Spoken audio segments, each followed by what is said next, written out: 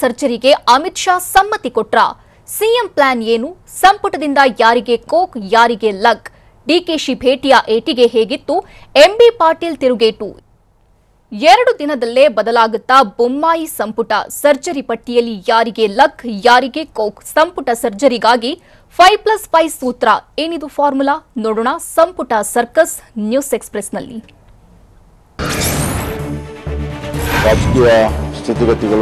ರಾಜ್ಯ ಸಚಿವ ಸಂಪುಟಕ್ಕೆ ಸರ್ಜರಿ ಆಗುವುದು ಫಿಕ್ಸ್ ಆಗಿದ್ದು, ಮುಖ್ಯಮಂತ್ರಿ ಬಸವರಾಜ ಬೊಮ್ಮಾಯಿ ಮಹತ್ವದ ಹೇಳಿಕೆ ನೀಡಿದ್ದಾರೆ. ರಾಜ್ಯ ಸಚಿವ ಸಂಪುಟ ಪುನರ್ರಚನೆಯ ಬಗ್ಗೆ ಚರ್ಚೆಯಾಗಿದೆ ಅಂತ ಕೇಂದ್ರ ಗೃಹ ಸಚಿವ ಅಮಿತ್ ಶಾ ಭೇಟಿ ಬಳಿಕ ಸಿಎಂ ಬೊಮ್ಮಾಯಿ ತಿಳಿಸಿದ್ರು. 2-3 ದಿನಗಳಲ್ಲಿ ಸಂಪುಟ ಪುನರ್ರಚನೆಯ ಬಗ್ಗೆ ತೀರ್ಮಾನ ತೆಗೆದುಕೊಳ್ಳುವುದಾಗಿ ಅಮಿತ್ ಶಾ ಹೇಳಿದ್ದಾರೆ ಅಂತ ಸಿಎಂ ತಿಳಿಸಿದ್ರು.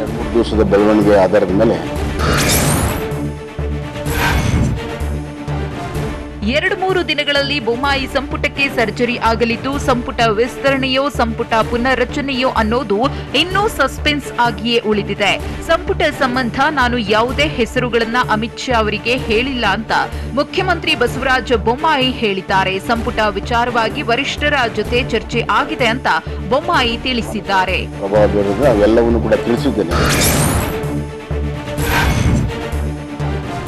ರಾಜ್ಯ ಸಚಿವ ಸಂಪುಟ ಸರ್ಜರಿಗೆ ಮುಹೂರ್ತ ಫಿಕ್ಸ್ ಆಗಲಿದ್ದು, ಹೈಕಮಾಂಡ್ 5+5 ಸೂತ್ರ ಪಾಲಿಸುವ ಸಾಧ್ಯತೆ ಇದೆ.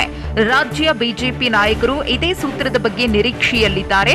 ಎಲೆಕ್ಷನ್ ಕ್ಯಾಬಿನೆಟ್ಗೆ ವರಿಷ್ಠರು ಲೆಕ್ಕಾಚಾರ ಹಾಕಿದ್ದು, ಸಂಪುಟ ವಿಸ್ತರಣೆಯಾದ್ರೆ ಇರೋರ ಕುರ್ಚಿ ಸೇಫ್ ಆಗಿರಲಿದೆ.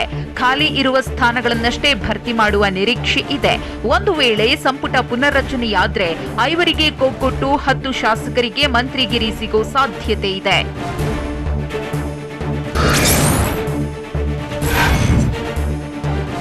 ಮುಂದಿನ ಚುನಾವಣೆಯನ್ನ ಗಮನದಲ್ಲಿಟ್ಟುಕೊಂಡು ಬೊಮ್ಮಾಯಿ ಸಂಪುಟಕ್ಕೆ ಸರ್ಜರಿ ಮಾಡಲು ಹೈಕಮಾಂಡ್ ಮುಂದಾಗಿದೆ.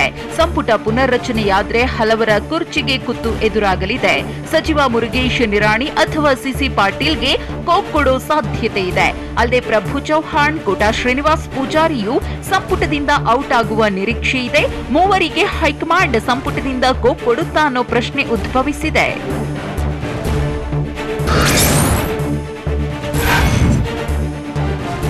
ಸಚಿವ ಸಂಪುಟ ಪುನರ್ರಚನೆಯಾದ್ರೆ 10 ಮಂದಿಗೆ ಅದೃಷ್ಟ ಖುಲಾಯಿಸುವ ಸಾಧ್ಯತೆ ಇದೆ.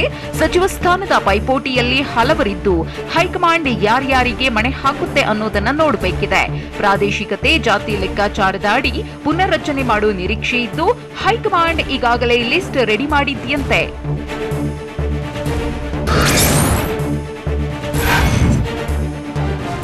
ಮಾಜಿ ಸಚಿವ ರಮೇಶ್ ಜಾರಕಿಹೊಳಿಗೆ ಮತ್ತೆ ಸಚಿವ ಸ್ಥಾನ ಸಿಗೋ ಸಾಧ್ಯತೆ ಇದೆ.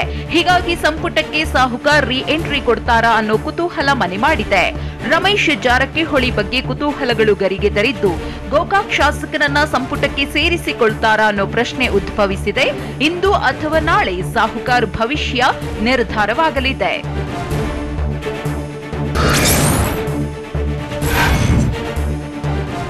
ಸಚಿವ ಸಂಪುಟ ಸೇರುವ ಅವಕಾಶ ಸಿಗದಿರುವುದಕ್ಕೆ ಬಹಿರಂಗವಾಗಿಯೇ ಶಾಸಕ ಎಂಪಿ ರೇಣುಕಾಚಾರ್ಯ ಹಲವು ಬಾರಿ ಅಸಮಾಧಾನ ಹೊರಹಾಕಿದ್ದಾರೆ. ಹೀಗಾಗಿ ಈ ಬಾರಿ ಸಂಪುಟ ಸರ್ಜರಿಯ ವೇಳೆ ರೇಣುಕಾಚಾರ್ಯ ಅವರಿಗೆ ಅವಕಾಶ ಸಿಗುತ್ತೆ ಅಂತ ಹೇಳಲಾಗ್ತಿದೆ. ಅಲ್ಲದೆ ಮಾಜಿ ಮುಖ್ಯಮಂತ್ರಿ ಬಿಎಸ್ ಯಡಿಯೂರಪ್ಪನವರ ಪುತ್ರ ಬಿವೈ ವಿಜಯೇಂದ್ರ ಕೂಡ ಸಂಪುಟಕ್ಕೆ ಎಂಟ್ರಿ ಕೊಡುವ ನಿರೀಕ್ಷೆ ಇದೆ.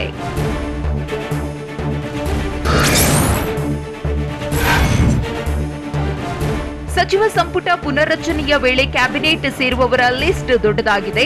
ಸಂಪುಟ ಪುನರ್ರಚನೆಯ ಬಗ್ಗೆ ಆಗಾಗ ಬಾಂಬ್ ಸಿಡಿಸುವ ಶಾಸಕ ಬಸನಗೌಡ ಪಾಟೀಲ್ ಯತ್ನಾಳ್ಗೆ ಸಂಪುಟ ಸೇರುವ ಅವಕಾಶ ಸಿಗೋ ಚಾನ್ಸ್ ಇದೆ. ಅಲ್ಲದೆ ದತ್ತಾತ್ರೇಯ ಪಾಟೀಲ್ ರೇವೂರ್, ಪಿ ರಾಜೀವ್ಗೂ ಈ ಬಾರಿ ಅದೃಷ್ಟ ಖುಲಾಯಿಸುತ್ತೆ ಎನ್ನಲಾಗಿದೆ.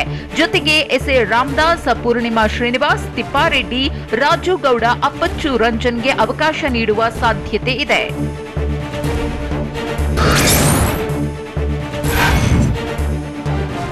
ಸಂಪುಟ ಸರ್ಜರಿ ವೇಳೆಯಲ್ಲೇ ಗೃಹ ಸಚಿವ ಆರಗ ಜ್ಞಾನೇಂದ್ರ ಮಹತ್ವದ ಹೇಳಿಕೆ ನೀಡಿದ್ದಾರೆ. ನಾನು ಗೃಹ ಇಲಾಖೆ ಎಕ್ಸ್ಪರ್ಟ್ ಇದ್ದೀನಿ ಅಂತ ಖಾತೆ ಬದಲಾವಣೆಯ ಬಗ್ಗೆ ಗೃಹ ಸಚಿವ ಆರಗ ಜ್ಞಾನೇಂದ್ರ ಮಾತುಗಳನ್ನಾಡಿದ್ದಾರೆ. ನನಗೆ ಈ ಖಾತೆ ಸಾಕು ಅಂತ ಅನ್ಸಿಲ್ಲ, ನಿಮ್ಗೇನಾದ್ರೂ ಸಾಕು ಅನಿಸುತ್ತಾ ಹೇಳಿ ಅಂತ ವಿಧಾನಸೌಧದಲ್ಲಿ ಸಚಿವ ಆರಗ ಜ್ಞಾನೇಂದ್ರ ಮಾಧ್ಯಮ ಪ್ರತಿನಿಧಿಗಳನ್ನ ಪ್ರಶ್ನಿಸಿದ್ರು. ಅಲ್ಲದೆ ವರಿಷ್ಠರ ತೀರ್ಮಾನಕ್ಕೆ ತಾವು ಬದ್ಧ ಅಂತ ತಿಳಿಸಿದ್ರು.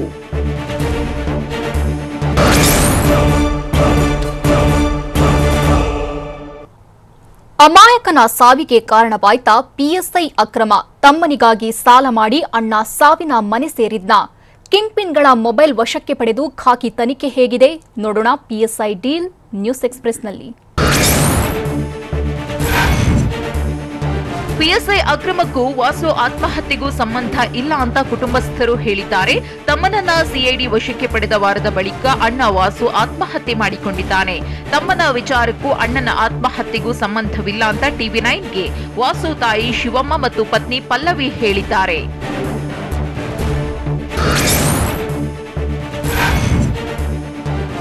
ಪಿಎಸ್ಐ ನೇಮಕಾತಿ ಅಕ್ರಮದ ಪ್ರಮುಖ ಆರೋಪಿ ರುದ್ರಗೌಡ ಪಾಟೀಲ್ಗೆ ಮತ್ತಷ್ಟು ಸಂಕಷ್ಟ ಎದುರಾಗಿದೆ.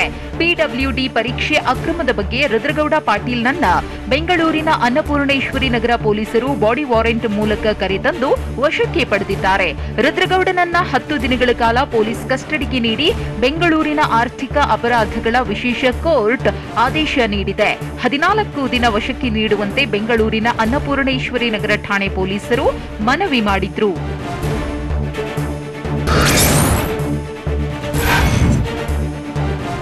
ಪಿಎಸ್ಐ ಪರೀಕ್ಷಾ ಗೋಲ್ಮಾಲ್ನ ಕಿಂಗ್ ಪಿನ್ ರುದ್ರಗೌಡ ಪಾಟೀಲ್ನನ್ನ ಪಿಡಬ್ಲ್ಯೂಡಿ ಜೆಇ ಪರೀಕ್ಷೆಯಲ್ಲಿ ಅಕ್ರಮ ಪ್ರಕರಣದಲ್ಲಿ ಬೆಂಗಳೂರಿನ ಅನ್ನಪೂರ್ಣೇಶ್ವರಿ ನಗರ ಪೊಲೀಸರು ವಶಕ್ಕೆ ಪಡೆದಿದ್ದಾರೆ. ಈ ಬಗ್ಗೆ ಬೆಂಗಳೂರು ನಗರ ಪೊಲೀಸ್ ಆಯುಕ್ತ ಕಮಲ್ ಪಂತ್ ಪ್ರತಿಕ್ರಿಯೆ ನೀಡಿದ್ದು, ರುದ್ರಗೌಡನ ಪಾತ್ರದ ಬಗ್ಗೆ ಒಂದಷ್ಟು ಬೇರೆ ಬೇರೆ ಮಾಹಿತಿ ಸಿಕ್ಕಿದೆ. ಹಾಗಾಗಿ ತನಿಖೆ ಮಾಡಲು ಆರೋಪಿಯನ್ನ ವಶಕ್ಕೆ ಪಡೆದುಕೊಳ್ಳಲಾಗಿದೆ. ತನಿಖೆ ಪೂರ್ಣವಾದ ಬಳಿಕ ಆರೋಪಿ ಪಾತ್ರದ ಬಗ್ಗೆ ಮಾಹಿತಿ ಸಿಗಲಿದೆ ಅಂತ ತಿಳಿಸಿದ್ದಾರೆ.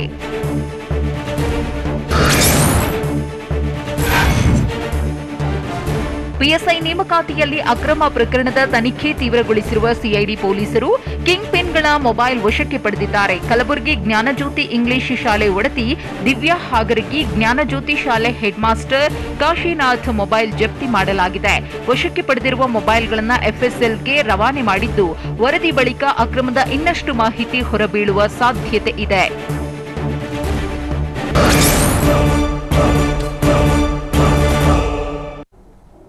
ಮಂಡ್ಯಕ್ಕೂ ವಿಸ್ತರಿಸಿದ್ದು ಹೇಗೆ ಪರೀಕ್ಷಾ ಅಕ್ರಮದ ಜಾಲ.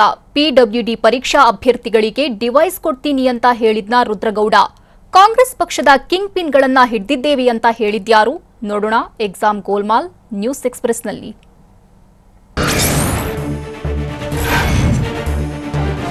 ಕಲಬುರಗಿ, ಬೆಂಗಳೂರು, ಹಾಸನ ಬಳಿಕ ಮಂಡ್ಯಕ್ಕೂ ಪಿಎಸ್ಐ ನೇಮಕಾತಿ ಹಗರಣದ ಜಾಲ ವಿಸ್ತರಿಸಿದೆ. ನಾಗಮಂಗಲದ ಶರತ್ ರಾಮಣ್ಣ ಎಂಬುವರನ್ನ ಸಿಐಡಿ ಪೊಲೀಸರು ಬಂಧಿಸಿದ್ದಾರೆ. ಶ್ರವಣಬೆಳಗೊಳದ ಪಿಎಸ್ಐ ಅಭ್ಯರ್ಥಿ ಪರವಾಗಿ ಶರತ್ ರಾಮಣ್ಣ ಅಕ್ರಮವೆಸಗಿರೋ ಆರೋಪವಿದೆ. ಮೊನ್ನೆ ರಾತ್ರಿ ಶರತ್ನನ್ನ ವಶಕ್ಕೆ ಪಡೆದಿದ್ದ ಸಿಐಡಿ ಅಧಿಕಾರಿಗಳು ಫುಲ್ ಗ್ರಿಲ್ ಮಾಡಿ ಬಂಧಿಸಿದ್ದಾರೆ.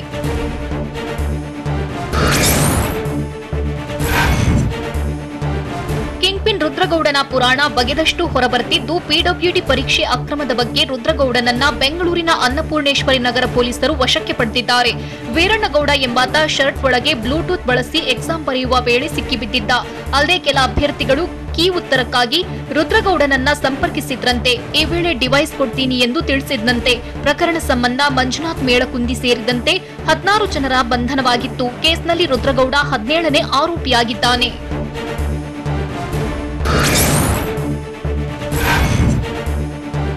ಪಿಡಬ್ಲ್ಯೂಡಿ ಎಕ್ಸಾಮ್ ಗೋಲ್ಮಾಲ್ ಬಗ್ಗೆ ಅನ್ನಪೂರ್ಣೇಶ್ವರಿ ನಗರ ಪೊಲೀಸರ ಮೇಲೆ ಅನುಮಾನ ಮೂಡಿದೆ. ಕೀ ಆನ್ಸರ್ ಕೇಳಿದವರ ಅರೆಸ್ಟ್ ಮಾಡಿದ್ದ ಪೊಲೀಸರು ರುದ್ರಗೌಡನನ್ನ ಟಚ್ ಕೂಡ ಮಾಡಿರಲಿಲ್ಲ. ಇದೀಗ ಪಿಎಸ್ಐ ಅಕ್ರಮ ಹೊರಬರ್ತಿದ್ದಂತೆ ಕಮಿಷನರ್ ತರಾಟೆಗೆ ತೆಗೆದುಕೊಂಡಿದ್ದು, ರುದ್ರಗೌಡನನ್ನ ಬಾಡಿ ವಾರೆಂಟ್ ಮೂಲಕ ಕರೆತಂದಿದ್ದಾರೆ. ಸದ್ಯ ಮಂಜುನಾಥ್ ಮೇಳಕುಂದಿ ಹೇಳಿಕೆಯಿಂದಾಗಿ ಪೊಲೀಸರು ಕರೆತಂದಿರೋ ಮಾಹಿತಿ ಸಿಕ್ಕಿದೆ.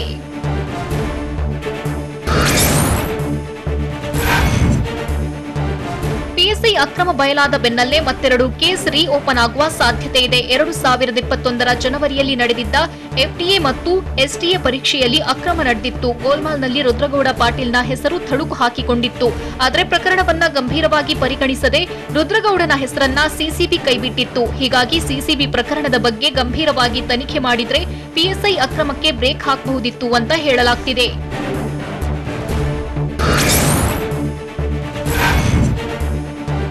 ಎಫ್ಟಿಎ ಎಸ್ಟಿಎ ಪರೀಕ್ಷೆ ಡೀಲ್ ಕೇಸ್ನಲ್ಲಿ ಕೆಪಿಎಸ್ಸಿಯ ಸಿಬ್ಬಂದಿಯೇ ಅರೆಸ್ಟ್ ಆಗಿದ್ರು. ಪರೀಕ್ಷೆಗೆ 3 ದಿನಗಳ ಮುಂಚೆಯೇ ಪ್ರಶ್ನೆ ಪತ್ರಿಕೆ ಲೀಕ್ ಮಾಡಿದ್ರು. ರುದ್ರಗೌಡ ಪಾಟೀಲ್ನ ಆಪ್ತ ಚಂದ್ರು ಈ ಪ್ರಕರಣದಲ್ಲಿ ಕಿಂಗ್ ಪಿನ್ ಆಗಿದ್ದ.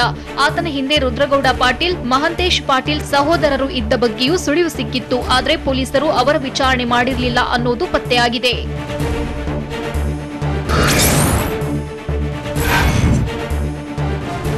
ರುದ್ರಗೌಡ ಪಾಟೀಲ್ನ ಮತ್ತಷ್ಟು ಅಕ್ರಮಗಳು ಬಯಲಾಗಿದೆ. ಪಿಎಸ್ಐ ಪರೀಕ್ಷೆ ಮಾತ್ರವಲ್ಲ, ಲೋಕೋಪಯೋಗಿ ಇಲಾಖೆಯ ಪರೀಕ್ಷಾ ಅಕ್ರಮದಲ್ಲೂ ರುದ್ರಗೌಡ ಪಾಟೀಲ್ ಭಾಗಿಯಾಗಿದ್ದ. A7 ಆರೋಪಿಯಾಗಿದ್ದ ಕಿಂಗ್ ಪಿನ್ ರುದ್ರಗೌಡ ಪಾಟೀಲ್ 70 ಲಕ್ಷ ರೂಪಾಯಿ ನೀಡಿ ಬಂಧಿಸದಂತೆ ನೋಡಿಕೊಂಡಿದ್ದಂತೆ. ಅಲ್ಲದೆ ಚಾರ್ಜ್ ಶೀಟ್ನಲ್ಲೂ ಹೆಸರು ತೆಗೆಸಿದ್ದ. ಇನ್ನು ಪೊಲೀಸರಿಗೆ ಹಣ ನೀಡಿದ ಬಗ್ಗೆ ಸ್ನೇಹಿತರ ಬಳಿ ರುದ್ರಗೌಡ ಪಾಟೀಲ್ ಹೇಳಿಕೊಂಡಿದ್ದಂತೆ.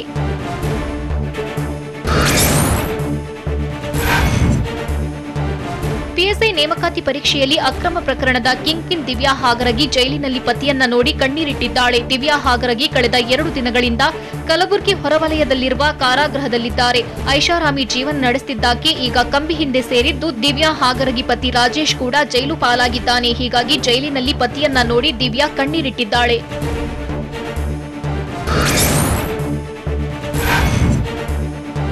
ಪಿಎಸ್ಐ ಪರೀಕ್ಷಾ ಅಕ್ರಮದ ಬೆನ್ನಲ್ಲೇ ಕೆಪಿಎಸ್ಸಿ ಮಹತ್ವದ ನಿರ್ಧಾರ ಕೈಗೊಂಡಿದೆ. ಮುಂದಿನ ಸ್ಪರ್ಧಾತ್ಮಕ ಪರೀಕ್ಷೆ ವೇಳೆ ಪರೀಕ್ಷಾ ಕೇಂದ್ರಗಳಲ್ಲಿ ಹೈ ಫ್ರೀಕ್ವೆನ್ಸಿ ಜಾಮರ್ ಅಳವಡಿಕೆಗೆ ತೀರ್ಮಾನ ಮಾಡಿದೆ. ಪರೀಕ್ಷಾ ಕೇಂದ್ರದಲ್ಲಿ ಬ್ಲೂಟೂತ್ ಮೊಬೈಲ್ ಬಳಕೆ ಆಗದಂತೆ ಎಚ್ಚರಿಕೆ ವಹಿಸಲಿದ್ದು, ಸರ್ಕಾರಿ ಅನುದಾನಿತ ಶಾಲೆಗಳಲ್ಲಿ ಮಾತ್ರ ಪರೀಕ್ಷೆ ನಡೆಸಲು ನಿರ್ಧಾರ ಮಾಡಿದೆ.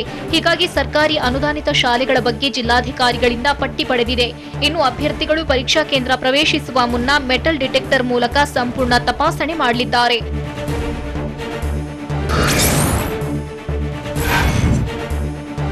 ಪಿಎಸ್ಐ ನೇಮಕಾತಿ ಹಗರಣ ಸಂಬಂಧ ಎಲ್ಲ ತನಿಖೆ ನಡೆಯುತ್ತಿದೆ ಅಂತ ವಿಧಾನಸೌಧದಲ್ಲಿ ಗೃಹ ಸಚಿವ ಆರಗ ಜ್ಞಾನೇಂದ್ರ ಹೇಳಿದ್ರು. ಸಾಕ್ಷಿ ಸಮೇತ ಎಲ್ಲ ಆರೋಪಿಗಳನ್ನ ಹಿಡಿಯುತ್ತಿದ್ದಾರೆ. ಸಿಐಡಿ ಪೊಲೀಸರು ಕಿಂಗ್ ಪಿನ್ಗಳನ್ನ ಈಗಾಗಲೇ ಹಿಡಿದಿದ್ದಾರೆ. ಪಕ್ಷ ಪಂಗಡಕ್ಕಿಂತ ಯಾರೇ ತಪ್ಪು ಮಾಡಿದ್ರೂ ಕಾನೂನು ಕ್ರಮ ಕೈಗೊಳ್ಳುತ್ತೇವೆ. ಕಾಂಗ್ರೆಸ್ ಪಕ್ಷದ 2 ಕಿಂಗ್ ಪಿನ್ಗಳನ್ನ ಹಿಡಿದಿದ್ದೇವೆ. ಪಿಎಸ್ಐ ಪರೀಕ್ಷಾ ಅಕ್ರಮದಲ್ಲಿ ರಾಜ್ಯಾದ್ಯಂತ ಅವರೇ ಹೆಚ್ಚಿದ್ದಾರೆ ಎಂದು ಆರಗ ಜ್ಞಾನೇಂದ್ರ ಹೇಳಿದ್ದಾರೆ.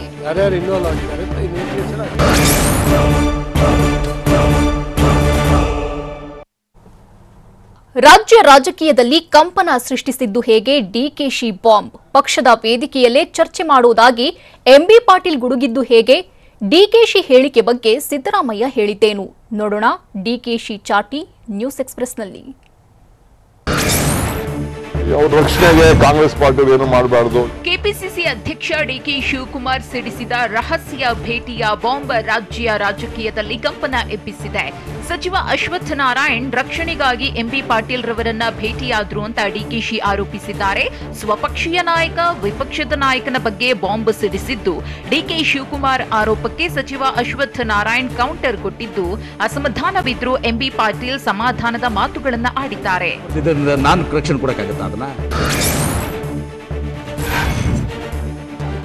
ಪಿಎಸ್ಐ ನೇಮಕಾತಿ ಅಕ್ರಮ ಕೇಸ್ಗೆ ಸಂಬಂಧಪಟ್ಟಂತೆ ಸಚಿವ ಅಶ್ವಥ್ ನಾರಾಯಣ್ ಮತ್ತು ಎಂಬಿ ಪಾಟೀಲ್ ಭೇಟಿಯಾಗಿದ್ರು ಎಂದಿದ್ದ ಡಿಕೆಶಿ ಹೇಳಿಕೆಗೆ ಎಂಬಿಪಿ ರಿಯಾಕ್ಟ್ ಮಾಡಿದ್ದಾರೆ.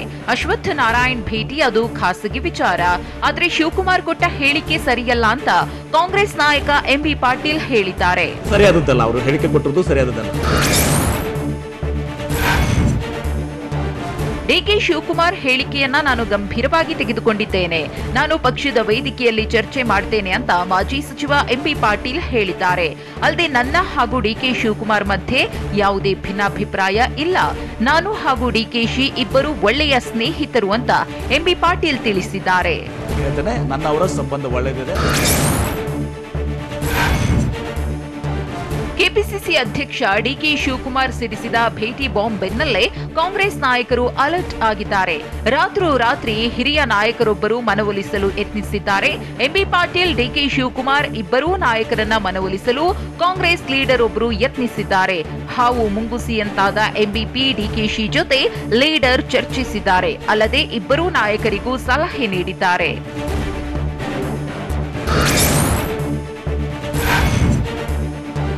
ಡಿಕೆಶಿ ಎಂಬಿಪಿ ಹೇಳಿಕೆಯಿಂದ ಕಾಂಗ್ರೆಸ್ ಪಕ್ಷಕ್ಕೆ ಮುಜುಗರ ಉಂಟಾಗಿದ್ದು, ಇಬ್ಬರು ಮೌನ ವಹಿಸುವಂತೆ ಕಾಂಗ್ರೆಸ್ನ ಹಿರಿಯ ನಾಯಕರೊಬ್ಬರು ಸಲಹೆ ನೀಡಿದ್ದಾರೆ. ಈ ಬಗ್ಗೆ ಕಾಂಗ್ರೆಸ್ ಉನ್ನತ ಮೂಲಗಳಿಂದ ಟಿವಿ9ಗೆ ಮಾಹಿತಿ ಲಭ್ಯವಾಗಿದ್ದು, ಯಾವುದೇ ಕಾರಣಕ್ಕೂ ಮಾತಿನ ಸಮರ ಮುಂದುವರಿಸುವುದು ಬೇಡ ಅಂತ ಸಲಹೆ ನೀಡಿದ್ದಾರೆ. ಅಲ್ಲದೆ ನಿಮ್ಮ ಹೇಳಿಕೆಗಳಿಂದ ಪಕ್ಷಕ್ಕೆ ಡ್ಯಾಮೇಜ್ ಆಗುತ್ತೆ. ಪ್ರಕರಣದ ಬಗ್ಗೆ ಯಾವುದೇ ಹೇಳಿಕೆ ಕೊಡಬೇಡಿ. ಮುಂದಿನ ವರ್ಷ ಎಲೆಕ್ಷನ್ ಇದೆ. ಹೀಗೆ ಮಾಡಿದ್ರೆ ಹೇಗೆ? ಜವಾಬ್ದಾರಿ ಸ್ಥಾನದಲ್ಲಿರೋರು ಹೀಗೆ ಮಾತನಾಡಿದ್ರೆ ಹೇಗೆ? ಈ ವಿಚಾರವನ್ನ ಇಲ್ಲಿಗೆ ಕೈಬಿಡಬೇಕೆಂದು ಮನವೊಲಿಸಿದ್ದಾರೆ ಅಂತ ಮೂಲಗಳು ತಿಳಿಸಿವೆ.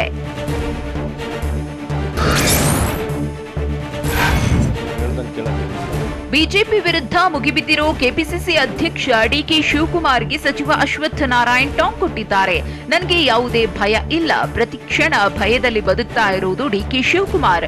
ಯಾವಾಗ ಜೈಲಿಗೆ ಹೋಗ್ತೇನೆ ಅಂತ ಬದುಕ್ತಾ ಇರೋದು ಅವರು. ಡಿಕೆ ಶಿವಕುಮಾರ್ ಹೆಸರು ಕೇಳಿದ್ರೆ ಅವರು ಎಷ್ಟು ಭ್ರಷ್ಟಾಚಾರ ಮಾಡಿದ್ದಾರೆ ಎಂದು ಜನಕ್ಕೆ ಗೊತ್ತಾಗುತ್ತೆ. ನಾನು ಯಾವುದೇ ಭ್ರಷ್ಟಾಚಾರ ಮಾಡ್ಲಿಕ್ಕೆ ಬಂದಿಲ್ಲ.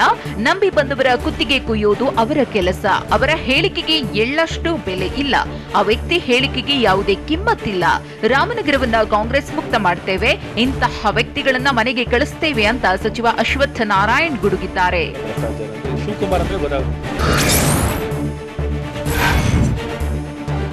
ನಾನು ಯಾರನ್ನ ಬೇಕಾದರೂ ಭೇಟಿಯಾಗ್ತೇನೆ. ಡಿಕೆಶಿ ಹೇಳಿದ್ದಕ್ಕೆಲ್ಲ ಉತ್ತರ ಕೊಡೋಕೆ ನಾನಿಲ್ಲ ಅಂತ ಸಚಿವ ಅಶ್ವತ್ಥ ನಾರಾಯಣ್ ಗುಡುಗಿದ್ದಾರೆ. ನನಗೆ ಆ ಸ್ವಾತಂತ್ರ್ಯ ಇದೆ ಎಂದು ಡಿಕೆಶಿಗೆ ಟಾಂಗ್ ಕೊಟ್ಟಿದ್ದಾರೆ. ಅಲ್ಲದೆ ಭೇಟಿಯಾದ್ರೆ ಇವರೇನ್ ಹೋಮ್ ಮಿನಿಸ್ಟ್ರಾ ಅಂತ ಪ್ರಶ್ನಿಸಿದ ಅಶ್ವತ್ಥ ನಾರಾಯಣ್, ನನಗೆ ಅವರು ಹೇಗೆ ರಕ್ಷಣೆ ಕೊಡ್ತಾರೆ ಅಂತ ಹೇಳಲಿ ಅಂತ ಡಿಕೆ ಆರೋಪಕ್ಕೆ ಆಕ್ರೋಶ ವ್ಯಕ್ತಪಡಿಸಿದ್ದಾರೆ.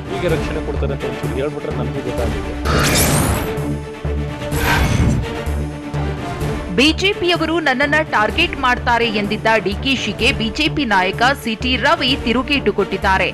ದೇಶದ ಜನರೇ ಕಾಂಗ್ರೆಸ್ ಅನ್ನ ಟಾರ್ಗೆಟ್ ಮಾಡಿದ್ದಾರೆ. ಡಿಕೆಶಿಯನ್ನ ನಾವು ಟಾರ್ಗೆಟ್ ಮಾಡುವ ಅವಶ್ಯಕತೆ ಇಲ್ಲ.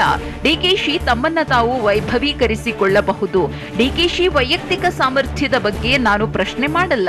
ಅವರ ರಾಜಕೀಯ ಸಾಮರ್ಥ್ಯ ಸಾಬೀತು ಮಾಡಿರುವುದು ಕನಕಪುರದಲ್ಲಷ್ಟೇ. ಉಪ್ಪು ತಿಂದವರು ನೀರು ಕುಡಿತಾರೆ, ತಪ್ಪು ಮಾಡಿದವರು ಶಿಕ್ಷೆ ಅನುಭವಿಸ್ತಾರೆ ಅಂತ ಸಿಟಿ ರವಿ ಡಿಕೆಶಿ ವಿರುದ್ಧ ಹರಿಹಾಯ್ದಿದ್ದಾರೆ. ತಪ್ಪು ಮಾಡಿದವರು ಶಿಕ್ಷೆ ಅನುಭವಿಸ್ತಾರೆ. ಸಚಿವ ಅಶ್ವತ್ಥ ನಾರಾಯಣ್ ಎಂಬಿ ಪಾಟೀಲ್ ಭೇಟಿ ವಿಚಾರವಾಗಿ ವಿಪಕ್ಷ ನಾಯಕ ಸಿದ್ದರಾಮಯ್ಯ ಪ್ರತಿಕ್ರಿಯೆ ನೀಡಿದ್ದು, ಈ ವಿಚಾರದಲ್ಲಿ ಮಾಜಿ ಸಚಿವ ಎಂಬಿ ಪಾಟೀಲ್ ಹೇಳಿಕೆ ಮುಖ್ಯ ಅಂತ ಹೇಳಿದ್ದಾರೆ. ಮೈಸೂರಿನಲ್ಲಿ ಮಾತನಾಡಿದ ಅವರು, ಎಂಬಿ ಪಾಟೀಲ್ ಸ್ಪಷ್ಟಪಡಿಸಿದ ಮೇಲೆ ಅದರ ಬಗ್ಗೆ ಪ್ರತಿಕ್ರಿಯಿಸಲ್ಲ. ಮತ್ತೆ ಮತ್ತೆ ಏಕೆ ಅವರು ಈ ಬಗ್ಗೆ ಕೇಳುತ್ತಿದ್ದಾರೆ ಅಂತ ತಿಳಿಸಿದ್ದಾರೆ.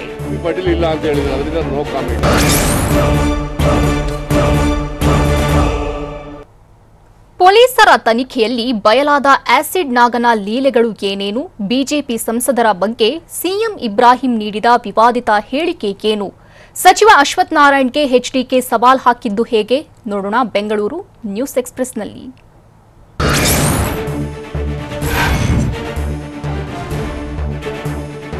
ಆಸಿಡ್ ನಾಗನ ಪತ್ತೆಗೆ ಖಾಕಿ ಹರಸಾಹಸ ಪಟ್ಟಿದ್ದು ರಾಜ್ಯ ಹೊರ ರಾಜ್ಯಗಳಲ್ಲಿ ತೀವ್ರ ಹುಡುಕಾಟ ನಡೆಸುತ್ತಿದ್ದಾರೆ. ಅತೀವ ದೈವ ಭಕ್ತನಾಗಿದ್ದ ನಾಗೇಶ್ ಪಾಪದ ಕೆಲಸ ಮಾಡಿ ದೇವರ ಮೊರೆ ಹೋಗ್ತಿದ್ದಂತೆ. ಹೀಗಾಗಿ ತಿರುಪತಿ, ಧರ್ಮಸ್ಥಳ ಸೇರಿದಂತೆ ವಿವಿಧ ಪುಣ್ಯ ಕ್ಷೇತ್ರಗಳಲ್ಲಿ ಪೊಲೀಸರು ತಲಾಶ್ ಮಾಡ್ತಿದ್ದಾರೆ. ಮೊಬೈಲ್, ಎಟಿಎಂ ಕಾರ್ಡ್ ಏನನ್ನೂ ಬಳಸದ ನಾಗೇಶ್ನನ್ನ ಹುಡುಕೋದೇ ಪೊಲೀಸರಿಗೆ ಸವಾಲಾಗಿದೆ.